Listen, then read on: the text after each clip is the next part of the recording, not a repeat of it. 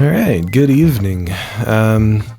Today I have taken it very easy, especially after everything that kind of went down yesterday. So, I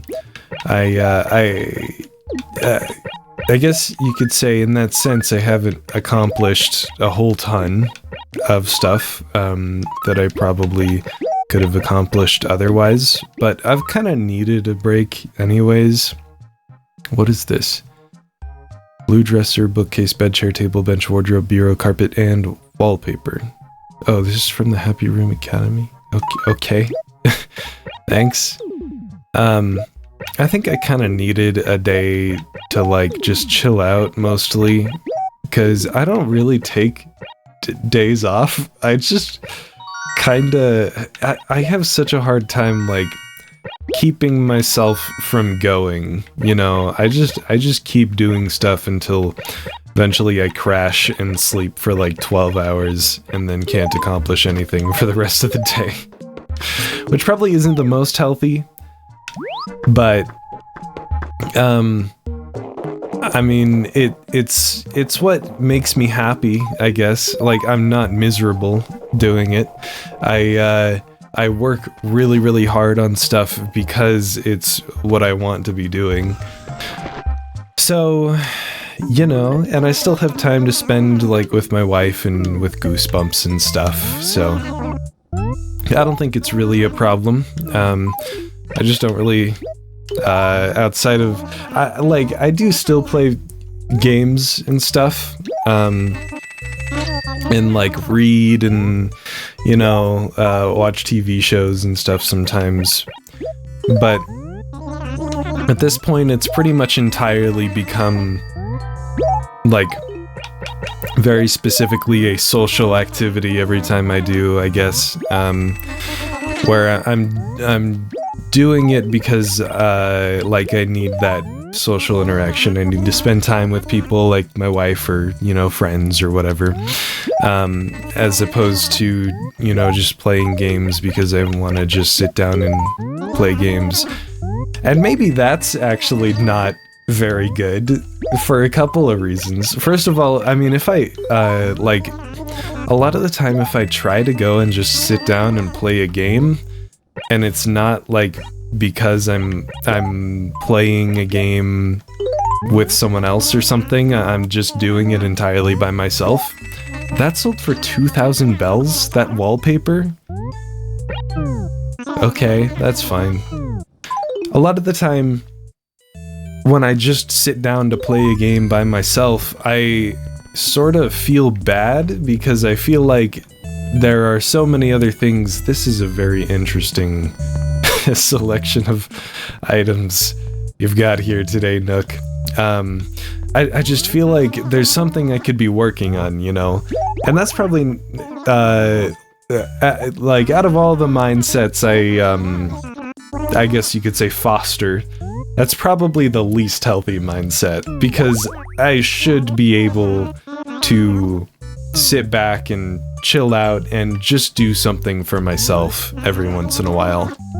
So that is something I'm working on. Haven't made a ton of progress yet. And also, part of the problem with that too is that as a game developer, which I guess you could call me, and I guess I could call myself, game developers should really spend a decent amount of time playing games and playing, like, a lot of different kinds of games and analyzing games and stuff. And, oops, I didn't even take a look at that. And analyzing games and stuff. Oh, that's the cabin rug. Okay. Because how else are you going to, you know, how to make a good game? Like, at a certain point, you've got to just analyze what good games are and what makes them tick and why they're fun.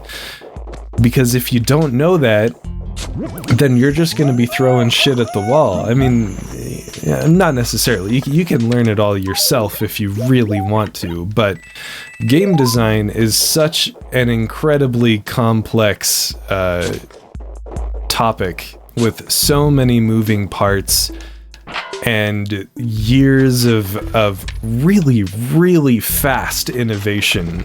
Like, I feel like, I might be wrong about this, but I feel like with how fast games move and like modern technology in general, I feel like games have really, they've almost been rushed through innovation in a sense. Not to say that it's made them worse in comparison to other forms of media, because they've been innovated so quickly, but just when, in terms of speed, when you're considering how fast games have been like innovated on and evolved over time, it's been absolutely ridiculously insane in comparison to other forms of media. And so for that reason, like, sure, games have, what I'm trying to say is that, sure, video games have only existed in a really, what's the right word? Not like tangible form, but in like a form where they've been taken seriously, I guess. I don't know. There's probably a word for that. Either way, they've existed in that form for maybe 40 or 50 years at this point, in comparison to other forms of media which have existed for thousands of years, you know what I mean? And yet, it's still as if, like, if you just try to wing it and learn how to make games entirely contextless, I guess,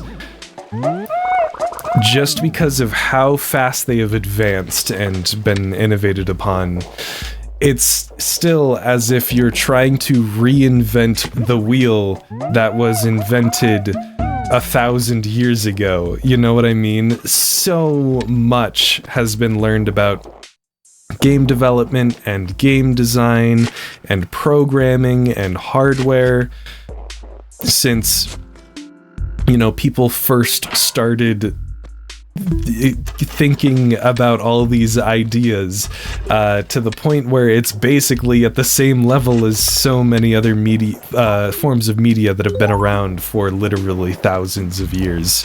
And so you really you're straight up doing yourself a disservice if you're not playing other games and playing a wide variety of games just on a regular basis and trying to understand why they're fun and just having fun with them. Like, just the fact that you play game, even if you're not analyzing them, the fact that you can like play games regularly and just have fun with them means even with that, you're gonna have more of a sixth sense, I guess, with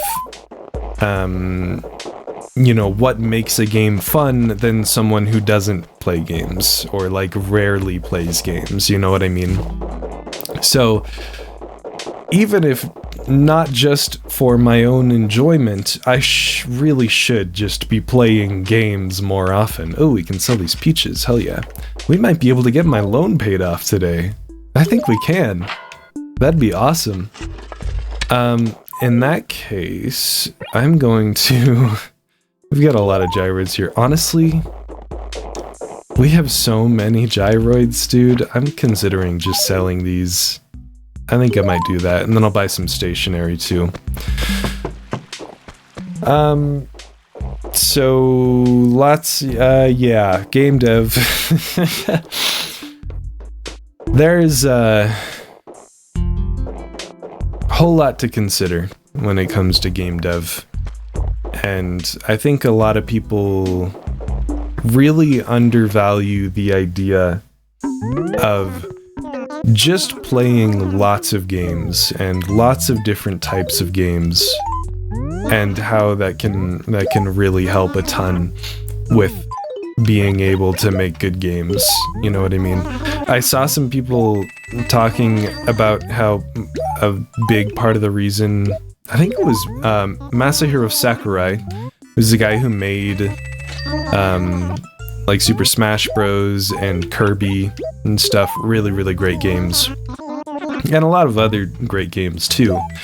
And also he's got a YouTube channel covering tons of different game development topics and stuff. He's kind of an insane dude.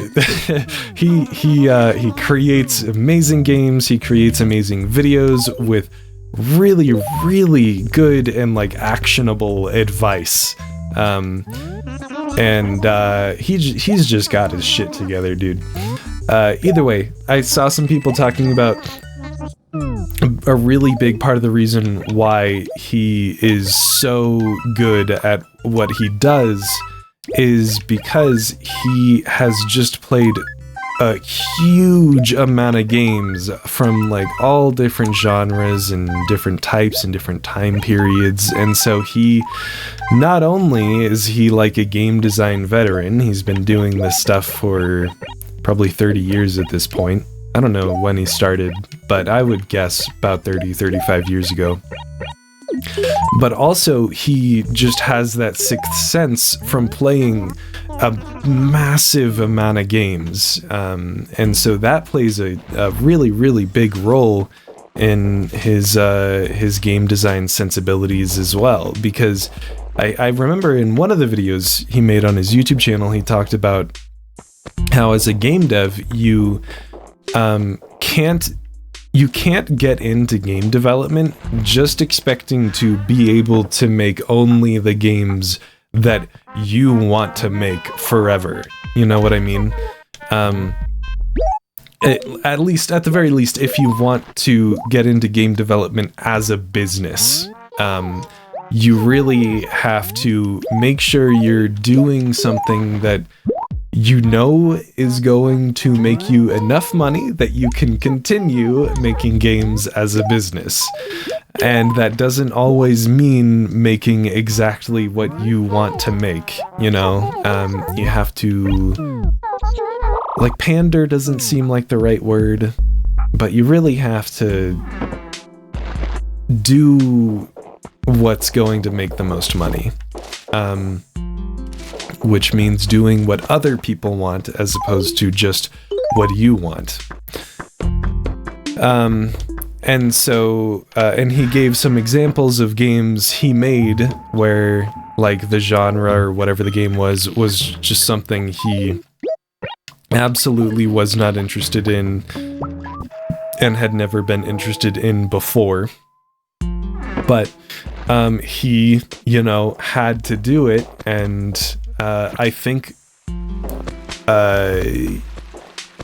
like, you know, studying game design and understanding what you believe is fun about a game is one thing, but having played a huge amount of different types of games like he has, and understanding, you know, how they all work, means that for someone like him, where he's doing game development as a business, very strictly so, he can take any kind of game he needs to, and he can apply that sixth sense he has from having played so many different types of games to it, to be able to turn it into something good and something fun, even if it's something that he doesn't find that fun.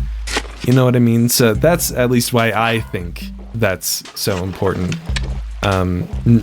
Not to imply that I think it's in any way a controversial idea that playing games as a game developer is important, but just getting into the nitty-gritty of why exactly I think it helps so much. That's why I think it helps so much. So that's my 2 cents on the topic, at least. Not that I would know better than anyone else. I don't know anything about game dev, really. I'm just fucking around in my room. So, you know, we'll see what happens, but I really enjoy it. Did I have anything else I was talking about? Oh yeah, I was really taking it easy today, is I think just what I was talking about. And so as far as game development goes, I didn't get a huge amount done in terms of progress for the game. I just kind of identified some things that needed to be polished up. Again, I don't know if I mentioned this before. I think I did. We're just putting together a minimum viable product. We're not putting together like a full vertical slice or anything like that. We're just putting together a prototype to see if what we have in mind works. I might have a couple terms conflated there. I'm not sure if minimum viable product is closer to prototype than it is to vertical slice. Either way, we're just putting together a prototype just to see if everything works. So everything doesn't have to work absolutely perfectly, it has to just work well enough. Okay, and then I can go...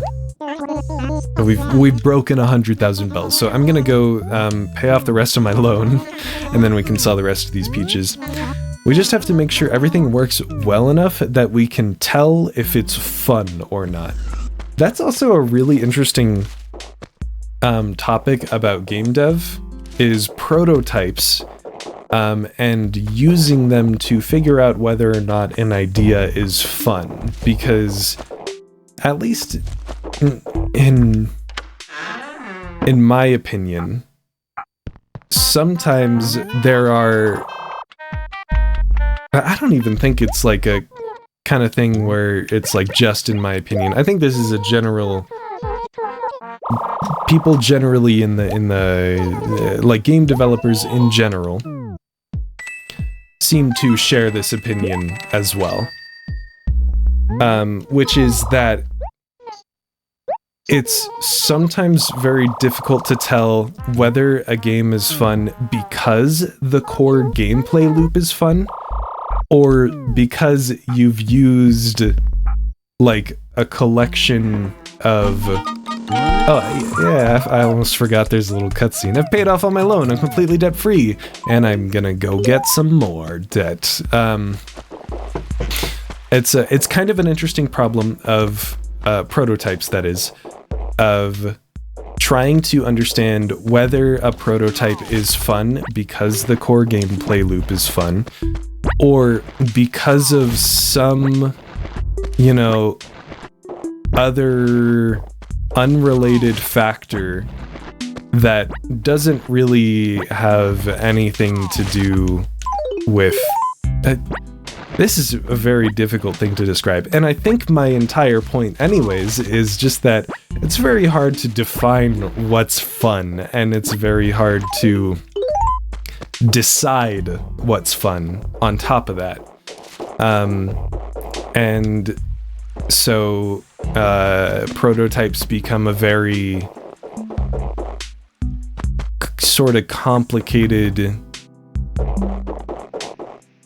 like problem to solve, I guess you could say, because of the fact that you have to extrapolate from very limited data whether an idea is fun. And maybe it's just the kind of thing where I don't have enough game dev experience to understand and know, like, when I'm playing... Oh my god, I've completely forgotten to read anything Tom Nook is saying. I forgot he was talking to me about my house. Carries quite a price tag. What do you say? Okay, I'm guessing he's just saying add an extra room. Well, I never expected such steady business from you. It's fantastic. If you insist, then I have no choice but to do as you ask, and do so with grace and skill, I might add. So tell me, what color roof would you like this house of yours to have? I'm gonna stick with yellow. That's still my favorite color. I see, yes, yellow is a fine color. Well, I should be finished with the task tomorrow. I'll bet you can't wait. Perfect. Alright. And let's go ahead and sell these. Maybe I'm just not experienced enough, like I haven't tried to make enough prototypes and test them to see if they're fun, to be able to just intuitively understand whether a prototype is fun or is boring, because I this is such a weird topic to try to explain, and I'm not very good at explaining things because I'm kind of always a little bit scatterbrained. But I think what I've been trying to say this entire time, on top of the it's hard to define and decide what's fun, is that I've still got a little bit of that gamer brain as opposed to the game developer brain, where a prototype with very simple art, not very much polish, and not very much game feel, just doesn't really feel like a game to me, and so therefore it doesn't really feel like it can or should be fun in a way, I guess, if that makes sense. Like, I can definitely have some fun playing a prototype, but every time when I'm playing something like a prototype and I feel like I'm having fun and it's something I've made, I just feel like I'm tricking myself into believing it's fun rather than thinking it's actually fun. And I think that's just because I still have that gamer mindset where I'm used to playing fully finished, polished games, and so I think that's what a game has to be for it to be fun, or at the very least, I just don't understand exactly what aspects to look for in a prototype where it's missing a lot of the very satisfying and very nice features that a fully finished game does. And like what to look for in that context where even without those things that make a game like feel good to play and kind of enhance the fun in a lot of ways, whether or not without those things a game is fun. I think, I guess, I don't know I think what I really found out today by talking about this is that I don't fucking know. I don't know anything, and I'm just trying my best, and we'll just have to see what happens. But you know, that's kind of just what learning is and what creative practices are about. It's just trying stuff till you find something that works, then you go with it. I don't know where the money rock is. I've checked a bunch of different stuff and I'm very tired. So I think I'm just gonna go back home and wrap it up here. So that's what I'm gonna do.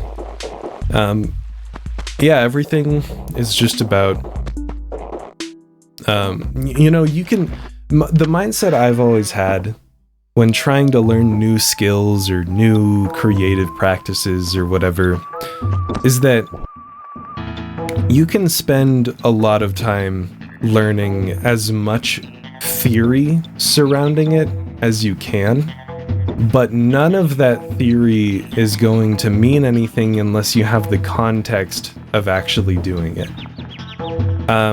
And an example I'll give very quickly is that a friend of mine is really, really into D&D. I like D&D too, but she's really, really into it, and she very specifically she really loves DMing for D&D campaigns, to the point where she is considering turning it into a career someday. And so naturally, with being the DM, she has to write a lot of stuff for the campaigns she runs. And, you know, writing a lot of scenes, and in some ways, like, of course, improvisation plays a massive role in D&D, but you can kind of outline dialogue and outline what's going to happen in a specific scene when you know for a fact that scene is going to happen. You know for a fact the players are going to engage with this particular scene and these particular characters or whatever.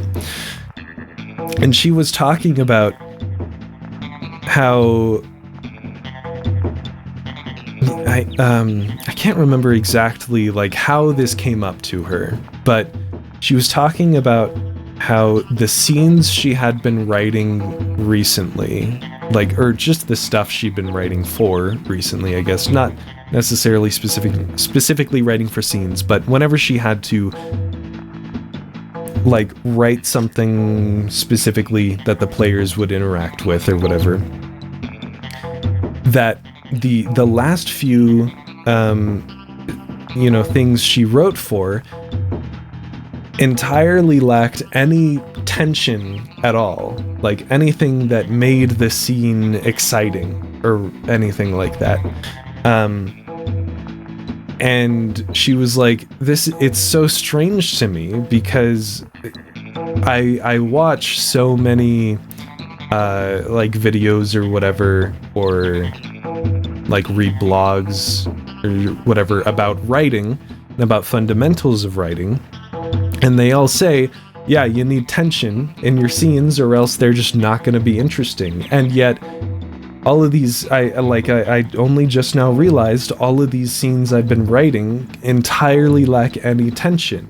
And that specifically made me, like, was one of the things that made me realize that, yes, you can learn as much theory as you want, but it's so incredibly difficult to apply that without, having that context. You kind of need to, with new skills and creative practices, you kind of need to learn these lessons the hard way in order to fully understand why the theory needs to be applied, and in that way it ingrains the theory in your head even more, to the point where it just becomes intuitive to you. In my opinion, the theory can only really be implied once it's reached the point where it's become intuitive. Because working on any sort of creative process is all about flow, in my opinion.